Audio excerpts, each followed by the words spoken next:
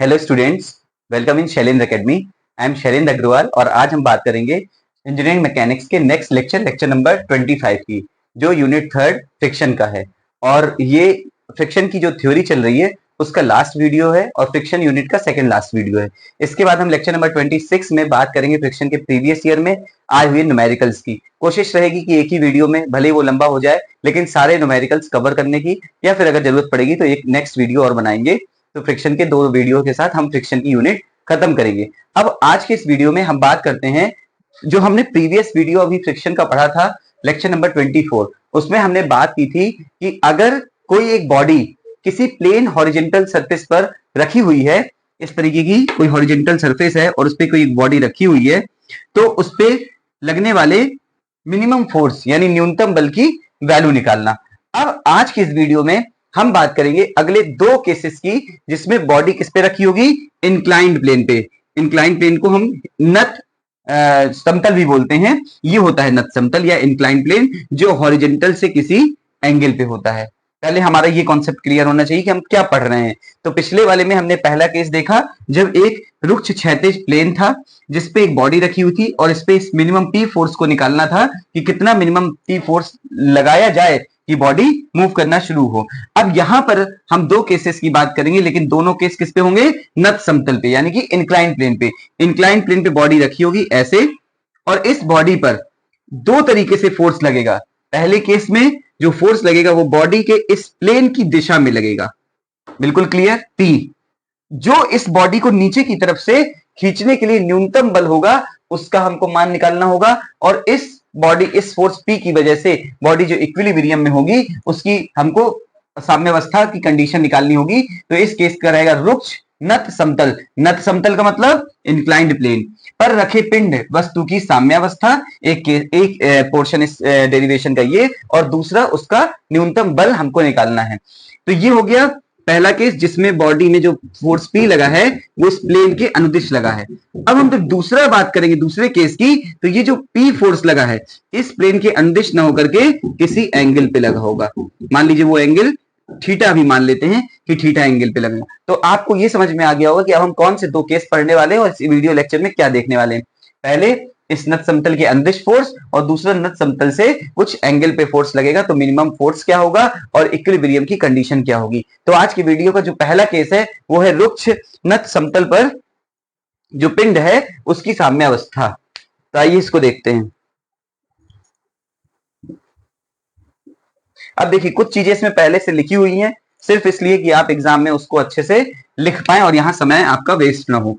तो पहले तो है नत समतल, तो हम एक नत समतल बनाते हैं। बिल्कुल आप भी यही समझेंगे पूरा और पूरा समझ में आएगा। ये है नत समतल, ये किसी एंगल पे होगा, हमने मान लिया कि वो एंगल है अल्फा। इस नत समतल पर एक पिंड रखा है, हमने उस पिंड को बनाया, और इस पिंड को जब हमने बनाया ये माने पिंड का सेंटर। तो देखिए पिंड पर 2 चीजें हमने ऑलरेडी बताई है या 2 फोर्स ऑलरेडी बताए जो हमेशा कार्य करते हैं। पिंड का जो भार होगा W वो नीचे की तरफ, और जो सपोर्ट जो अभिलंब प्रतिक्रिया होगी वो हमेशा सरफेस से ऊपर की तरफ। ये देखिए बिल्कुल क्लियर, भार नीचे की तरफ और जो रिएक्शन होगी, अभिलंब प्रतिक्रिया होगी वो सरफेस से परपेंडिकुलर। अब हमने माना कि इस पर जो न्यूनतम बल लगाना है वो P लगाना है। जब इस न्यूनतम बल P को इस दिशा में लगाएंगे तो जो फ्रिक्शन फोर्स होगा वो इस दिशा में लगेगा, F बराबर म्यू आर। चारों चीजें आपको बहुत क्लियर बताई गई, P force, reaction R, surface के। कभी कभी क्या होता है इस तरह फोर्स लगाने पे स्टूडेंट्स गलती कर देते हैं, इसलिए उसको मेंशन कर रहे हैं। रिएक्शन R लगाया और W भी इसी तरीके से ले गए। क्या किसी भी पिंड का भार W टेढ़ा लग सकता है? नहीं, जो भी पिंड होगा चाहे टेढ़ा रखा है उसका भार सीधे ही जाएगा। इस चीज को ध्यान रखें। तो अब यहां पर ये रिएक्शन है, ये भार है, ये P फोर्स है और ये फ्रिक्शन फोर्स है। अब यहां पर जिस तरीके से प्रीवियस लेक्चर में जब हमने किसी हॉरिजॉन्टल प्लेन पे रखी बॉडी का संतुलन देखा था, तो संतुलन के लिए हम बॉडी को एक्स और वाई एक्सिस में रिजॉल्व करते हैं, जो ऐसे है एक्स और ऐसे है वाई। पर यहां पर बॉडी इस तरीके से रखी हुई है एक प्लेन पे, तो हम इसी को, इसको एक्स और इसको वाई मानेंगे, ध्यान रखिएगा। और इसी एक्स और वाई के अनुदिश हम इसको रिजोल्व करेंगे। प्लेन के अनुदिश एक्स एक्सिस और प्लेन के परपेंडिकुलर वाई एक्सिस। तो अगर हम इसको देखें तो P एक्स के डायरेक्शन में है, R वाई के डायरेक्शन में है, F बराबर म्यू आर भी एक्स के अपोजिट डायरेक्शन में, ध्यान से देखिए। लेकिन जो W है वो ना एक्स डायरेक्शन में है ना वाई डायरेक्शन में, इसके अकॉर्डिंग तो हम W को रिजोल्व करेंगे। अगर ये एंगल अल्फा है तो देखिए W को नीचे लेकर के आए, अब हम क्या निकालने जा रहे हैं, यहाँ का एंगल। क्यों निकालने जा रहे हैं, क्योंकि W को रिजोल्व करना पड़ेगा। ये अल्फा है, यहां पर 90 डिग्री होगा, तो ये एंगल कितना हुआ, 90 माइनस अल्फा। जब ये 90 माइनस अल्फा तो ये भी 90 माइनस अल्फा। बहुत क्लियर, ध्यान से, ये क्या है 90, ये क्या बचा, यानी ये अल्फा। या अगर डायरेक्ट समझें तो जो एंगल यहां दिया होगा वही एंगल यहां पर निकल करके आएगा। तो ये W है, इस एक्सिस के साथ आ जाएगा, चूंकि यहां से अल्फा दिया है, W cos अल्फा, और इसके इस डायरेक्शन में आएगा W sin अल्फा। कहीं कोई दिक्कत नहीं है। W को दो पार्ट में रिजॉल्व किया, W cos अल्फा उधर, क्योंकि इधर से एंगल दिया था, और परपेंडिकुलर W sin अल्फा, और F बराबर म्यू आर यहां लग ही रहा है। अब इसको देखते हैं चित्र में। अब हमारा चित्र कंप्लीट हो चुका है। चित्र में एक रुक्ष नत समतल दिखाया गया है जिस पर एक पिंड रखा हुआ है। इस पिंड का तल के अनुदेश एक बल लगा हुआ, तल के अनुदेश यानी तल की दिशा में, जो इस वस्तु को साम्यावस्था में बनाए रखने के लिए न्यूनतम आवश्यक बल है, इसी की हमको वैल्यू निकालनी है। माना पिंड का भार W, नत समतल का क्षैतिज से कोण अल्फा, अभिलंब प्रतिक्रिया R, घर्षण कोण म्यू, यहां पे घर्षण गुणांक लिखना है, घर्षण गुणांक म्यू, घर्षण कोण फाई। अब जो है, जो ये बल लग रहे हैं, सभी जो नत बल लग रहे हैं, इनको समतल के अनुदिश तथा लंबवत वियोजित करना है। फिर से थोड़ा सुन लीजिए, समतल ये है तो समतल के अनुदिश ये डायरेक्शन हुई, और समतल के लंबवत ये डायरेक्शन हुई, यानी कि वही जो हमने आपको बनाई है, अनुदिश और लंबवत एक्स और वाई, इस तरीके से हमको रिजॉल्व करना है। तो हम सबसे पहले लेते हैं बिल्कुल क्लियर, सिग्मा एफ एक्स बराबर 0 इस डायरेक्शन में। तो इस डायरेक्शन में ऊपर की तरफ इधर प्लस लेंगे और नीचे की तरफ अगर एरो है तो माइनस लेंगे। तो देखिए सबसे पहले P इस डायरेक्शन में लग रहा है, हमने लिखा P, अपोजिट में क्या लग रहा है, माइनस W साइन अल्फा और माइनस म्यू R बराबर 0। तो यहां से निकल करके आया P equals to W sine alpha plus mu R, ये हो गई इक्वेशन नंबर 1। यहां से हम लेते हैं एफ वाई इक्वल्स टू 0, ऊपर की तरफ प्लस और नीचे की तरफ माइनस। ऊपर की तरफ है R, ने R लिखा, और नीचे की तरफ है माइनस W cos अल्फा बराबर 0। यहां से हम लिख देंगे R बराबर W cos अल्फा। ये हम इसको मान लेते हैं समीकरण नंबर 2। हम क्या लिखेंगे, समीकरण 2 से R का मान, इसी तरह आपको एग्जाम में करना है बिल्कुल, समीकरण 1 में रखने पर, समीकरण नंबर 1 क्या है, P वाला, तो P बराबर W sine alpha plus mu, और R का मान क्या है, W cos अल्फा। अब यहां से हम इसको आगे करते हैं, P बराबर W को हम बाहर ले लेते हैं और आएगा sine alpha plus mu cos alpha. Mu बराबर हम जानते हैं क्या होता है, टेन फाई, और टेन फाई को क्या लिख सकते हैं, sine phi upon cos phi. Mu की जगह वैल्यू का पुट करेंगे, P equals to W sine alpha plus sine phi upon cos phi cos alpha. P equals to W, ऊपर आएगा साइन अल्फा, कॉस फाई का गुणा हो जाएगा cos phi plus sine phi cos alpha upon cos phi. Sine alpha और cos phi value होती है P equals to W sine alpha plus phi की अपॉन कॉस फाई। ये हुआ P का मान, जो किसी भी पिंड को रोकने के लिए, नीचे की गति होने के लिए आवश्यक है। फिर से एक बार सुनिए कि कुछ भी कठिन नहीं है। अगर हमारा थोड़ा सा भी ध्यान हमारा इसमें रह जाए कि चित्र कैसे बन रहा है, तो बस चित्र को एक एक ध्यान से, रिएक्शन हमेशा ऊपर की तरफ होती है, W हमेशा नीचे की तरफ होता है, P इधर की तरफ होगा और म्यू आर इधर की तरफ होगा। तो अब हमको रिजॉल्व एक्स एक्सिस और वाई एक्सिस में करना है, तो चूंकि ये W ना एक्स में है ना वाई में, इस अकॉर्डिंग तो हम यहाँ W cos alpha, W sin alpha, फिर यही लिखना है सभी बलों को समतल के अनुदिश तथा लंबवत वियोजित करने पर सिग्मा एफ एक्स में हमने लिखा, जो फोर्स इधर है प्लस, जो नीचे है वो माइनस की है हमने, और फिर P की वैल्यू रखी बराबर P के बराबर इक्वेशन को लेके आए, फिर सिग्मा एफ वाई किया, जो फोर्स ऊपर है उनको, जो फोर्स नीचे है उनको, तो R बराबर W cos अल्फा। समीकरण नंबर 2 से R का मान इधर पे रखा, तो P बराबर W sin अल्फा और म्यू, और R का मान कितना है W cos अल्फा, चूंकि W यहां से हमने कॉमन ले लिया, बाहर आ गया, म्यू की वैल्यू रखी tan फाई, और इस तरीके से यहां से W sin alpha plus phi upon cos phi आ गई, P का न्यूनतम मान। अब देखिए अगर 5 नंबर का या किसी भी बोर्ड में कितने भी नंबर का ये क्वेश्चन आता है, तो ये क्वेश्चन बिल्कुल आसान है। ये पहला केस है जब बॉडी पर जो फोर्स लग रहा है वो प्लेन के अनुदेश हो। अब जो अगला रहेगा वो बॉडी पे जो फोर्स लगेगा बॉडी को साम्य अवस्था में रखने के लिए, संतुलन में रखने के लिए, वो इस सरफेस से किसी एंगल पर रहेगा। तो हमको ये सब कुछ लिखना है जो ये लिखा हुआ है, ये भी कोई कठिन नहीं कि आपको याद थोड़ी ना करना है भाई। हम क्या कर रहे हैं, एक रोच तल ले रहे हैं जिसपे एक बॉडी रखी हुई है, बॉडी पे अभिलंब प्रतिक्रिया R होगी, बॉडी का भार W होगा ही, बॉडी जो फोर्स P लग रहा होगा वो न्यूनतम आवश्यक बल है जो बॉडी को नीचे खिसकने से रोक रहा है, और बाकी इस पिंड के तल के अनुदेश एक बल लगा है भाई, जो अभी हमने आपको बताया। तो इस तरीके से ये पूरा डेरिवेशन या कहते हैं न्यूनतम बल की वैल्यू। हाँ, अगर क्वेश्चन केवल आता है जैसे 2018 में जो क्वेश्चन आया था, अभी जो मेरे पास पेपर है उसके अकॉर्डिंग लिखा हुआ है कि एक इंक्लाइंड प्लेन यानी नत प्लेन पर रखे हुए वस्तु के लिए साम्य अवस्था की कंडीशन बताइए। तो इस तरीके में आपको ये फिगर पूरा बनाना है और संतुलन की कंडीशन में आपको ये और ये लिख देना है। लेकिन अगर आप चाहते हैं कि उसमें भी न्यूनतम बल निकालना तो निकाल देंगे तो और अच्छा मार्क रहेगा, क्योंकि अब कौन किस तरह चेक कर रहा है हो जाए तो बहुत बड़ा नहीं है। अब हम लोग बात करेंगे सेकंड वाले डेरिवेशन की, जिसमें हम जो फोर्स है उसको नत समतल से किसी एंगल पे लगाएंगे। इसको ध्यान से देखिए, नोट करिए। अब देखते हैं सेकंड केस, इसको आप नोट करें।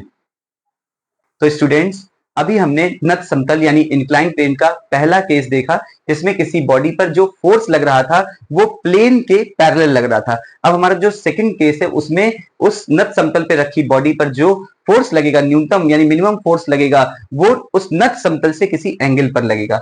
तो ये भी जो केस है VTUP में आ चुका है, इसलिए इसको भी हम ध्यान से देखें और समझें कि पहले वाले केस में और दूसरे वाले केस में क्या अंतर है। हम फिगर को एकदम स्टार्टिंग से बनाएंगे, आप उसको ध्यान से समझिए कि वो फिगर कैसे बनता जा रहा है और उसमें कौन कौन से फोर्सेस और कौन कौन से उसमें कंपोनेंट्स लग रहे हैं, जिसकी वजह से हमको ये न्यूनतम बल लास्ट तक फाइंड आउट करना है। तो अगर नत समतल बनाते हैं तो नत समतल को बनाने के लिए हमको पहले एक नत समतल किसी एंगल पे लेना है। हमने ये ले लिया अल्फा एंगल पे। अब इसके बाद हम एक बॉडी बनाते हैं जो इस नत समतल पर रखी हुई है। अब चूंकि ये बॉडी नत समतल पे रखी हुई है तो इसका यहां से भार W होगा, बिल्कुल क्लियर। और इस सरफेस के परपेंडिकुलर एक अभिलंब प्रतिक्रिया होगी जो इस सरफेस से 90 डिग्री के एंगल पे होगी। ये दो चीज पहले हमें समझनी है।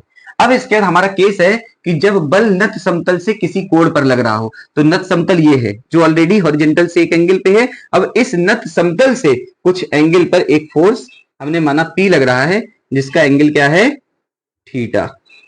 अब जब ये फोर्स थीटा एंगल पे लग रहा है तो जो फ्रिक्शन फोर्स होगा इसके अपोजिट लगेगा। हमने माना F बराबर म्यू आर, जो फ्रिक्शन फोर्स डेवलप होगा। अब देखिए, चूंकि ये सारे फोर्स को हमको अभी रिजॉल्व करना है संतुलन की अवस्था में, तो ये फोर्स इस तरह से एक्स और वाई एक्सिस के अनुदिश रिजॉल्व होंगे, जैसा हमने पिछले केस में किया था। जनरली एक्स और वाई हॉरिजॉन्टल और वर्टिकल होते हैं, लेकिन यहाँ पर नत समतल ले रहे हैं तो नत समतल के अनुदिश एक्स और नत समतल के लंबवत हमने वाई माना। अब चूंकि एक्स और वाई में रिजॉल्व करना है तो जो पी फोर्स है वो ना एक्स में है ना वाई में है, इसलिए हमको यहाँ पर पी कॉस थीटा इसकी रिजॉल्विंग और परपेंडिकुलर लेना होगा P साइन थीटा। इसी तरीके से जो W फोर्स लग रहा है, अभी हमने प्रीवियसली बताया कि इसका भी एंगल यहां से अल्फा निकल करके आता है, तो यहां पर हो जाएगा W कॉस अल्फा और यहां पर W साइन अल्फा। तो अब इस फिगर को देखिए, और जब हमने शुरू किया था बनाना तब देखिए सारे एक एक फोर्स को क्लियरली आपको बताया गया है कि कहां पर क्या लगेगा। तो इसी के अकॉर्डिंग हमको इसको समझ करके अब इसकी रिजॉल्विंग करनी है। अब हम जरा इसको देखें क्या लिखा हुआ है। चित्र में डब्ल्यू भार के एक पिंड को दर्शाया गया है जो क्षैतिज से अल्फा कोण पे है, झुके हुए समतल पर विरामावस्था में। माना कि इस पिंड को ऊपर की ओर खींचने हेतु आवश्यक न्यूनतम बल P है जो नत समतल से थीटा एंगल पे है। अब जिस तरीके से हमने प्रीवियस वाले केस में लिखा था कि दिए हुए बलों को नत समतल के अनुदिश और लंबवत वियोजित करने पर, तो हम इस जितने भी फोर्स लग रहे हैं उनको नत समतल के अनुदिश यानी x में और नत समतल के लंबवत यानी y में वियोजित करेंगे। तो हम पहले लिखते हैं संतुलन की अवस्था में क्या होगा, सिग्मा एफ एक्स बराबर 0, एक्स ऐसे यहां प्लस और इधर माइनस। अब देखिए प्लस में कौन कौन सा फोर्स लग रहा है, तो P cos थीटा, प्लस में माइनस W sin अल्फा और friction force minus mu R बराबर 0। यहां से P cos थीटा बराबर आ गया W sin alpha plus mu R. P cos theta बराबर W sin alpha plus mu R, इसको हम मानते हैं इक्वेशन नंबर 1। इसी तरह से हम रिजॉल्व करेंगे सिग्मा एफ वाई बराबर 0, वाई ऊपर की तरफ प्लस और नीचे की तरफ माइनस, ऊपर की तरफ आर और पी साइन थीटा है, हम लिखेंगे R plus P sine theta और नीचे की तरफ है माइनस डब्लू कॉस एल्फा। यहां से बराबर 0, यहां से आर बराबर अगर निकालते हैं तो आएगा W cos alpha minus P sine theta, equation number 2। तो अब हम क्या करेंगे, समीकरण नंबर 2 से आर का मान किस में रखेंगे, समीकरण नंबर 1 में। समीकरण नंबर 1 क्या है, P cos थीटा बराबर W sine alpha plus mu R. यहां पर हमने रखा P cos थीटा बराबर W sine alpha plus mu, R का मान क्या है, W cos, ये है आर का मान, alpha minus P sine theta. अब जब हमने इसको रख दिया यहां पर, तो हमारी जो इक्वेशन आई, अब यहां पर एक और चीज ध्यान रखना, म्यू का मान भी रख देते हैं। Mu equals to tan phi होता है, और tan फाई को हम लिख सकते हैं sine phi upon cos phi. Mu equals to tan phi जब एंगल ऑफ फ्रिक्शन पढ़ाया था लेक्चर नंबर 23 में, आप जाके वहां देख सकते हैं, वो बहुत ही इंपॉर्टेंट वीडियो है जिसमें फ्रिक्शन, एंगल ऑफ फ्रिक्शन और coefficient of friction, angle of repose और फ्रिक्शन कोण, इन सब के बारे में बताया गया था जो सेमेस्टर एग्जाम्स में जरूर आता है। तो mu equals to tan phi हम रखते हैं, तो P cos थीटा, देखिए P cos थीटा बराबर W साइन अल्फा लिखा प्लस म्यू का मान sine phi upon cos phi रखा, और ब्रैकेट में आया W cos alpha minus P sine theta.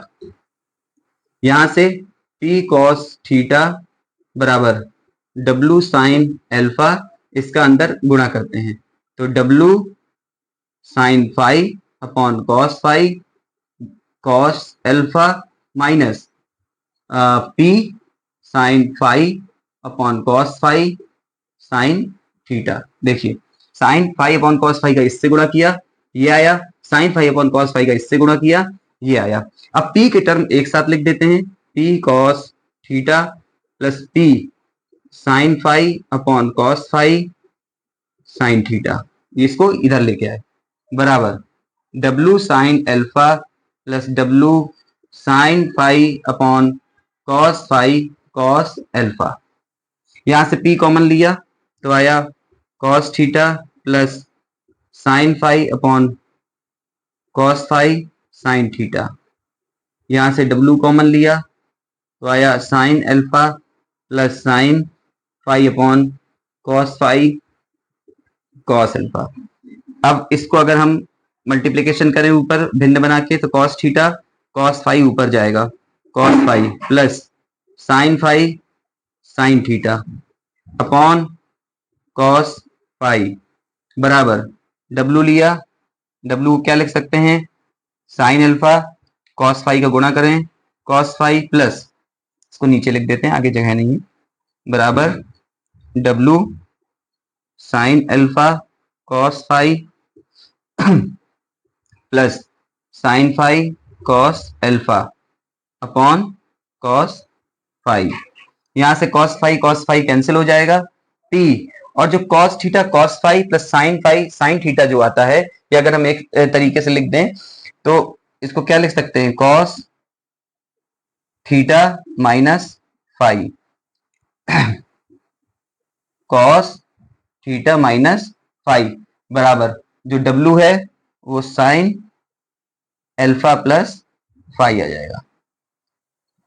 Cos A minus B का formula cos A cos B plus sine A sine B, इसी तरीके से साइन ए प्लस बी का formula sine A cos B और फिर इसके बाद साइन बी कॉस ए।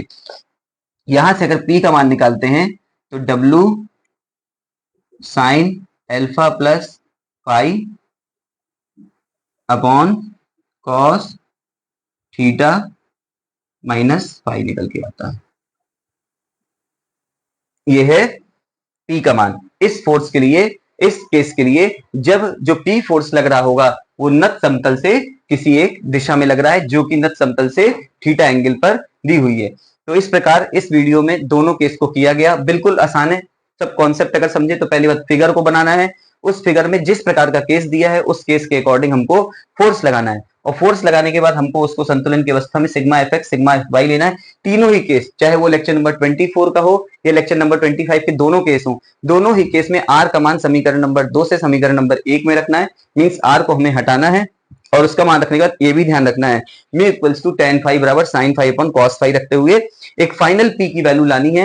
यहाँ cos A minus B cos A plus B sign A minus B sign A plus B के फॉर्मूले रखते हैं, वो हमें याद करना है कि क्या होता है। और इस प्रकार से जो पी का मान है वो W sine alpha plus phi upon cos theta minus phi निकल करके आता है। तो इस चीज को ध्यान रखिए। अब जो इसके बाद एक वीडियो या 2 वीडियो और फ्रिक्शन के बनेंगे जिसमें हम जितने भी न्यूमेरिकल प्रीवियस ईयर में आए हुए हैं या कुछ इंपॉर्टेंट क्वेश्चन आ सकते हैं क्योंकि पैटर्न चेंज हुआ है उसको जरूर करेंगे और जरूर देखेंगे। तो इनको ध्यान से नोट करिए, बराबर पढ़ते रहिए, कोर्स पूरा कराएगा। लास्ट पेपर है जहां तक यूपी बीटी यूपी में, तो सारा कोर्स हो जाएगा। और जितने भी क्वेश्चन पेपर हैं पिछले 3 4 5 साल के, उन क्वेश्चन पेपर की भी स्टडी और एनालिसिस होगी। फिर उनका जो क्वेश्चन जिस वीडियो में होगा उसका लिंक दे करके आप उसको पढ़ सकते हैं। कोई क्वेश्चन नहीं छूटेगा, कोई आपका टॉपिक नहीं छूटेगा। अब मिलते हैं नेक्स्ट वीडियो में। सब्सक्राइब करिए अगर पहली बार देख रहे हैं, ऑलरेडी सब्सक्राइबर हैं तो शेयर कीजिए, बाकी वीडियो को लाइक कीजिए, अपने कमेंट में अपना फीडबैक दीजिए। मिलते हैं नेक्स्ट वीडियो में। Thank you so much for watching. Thank you.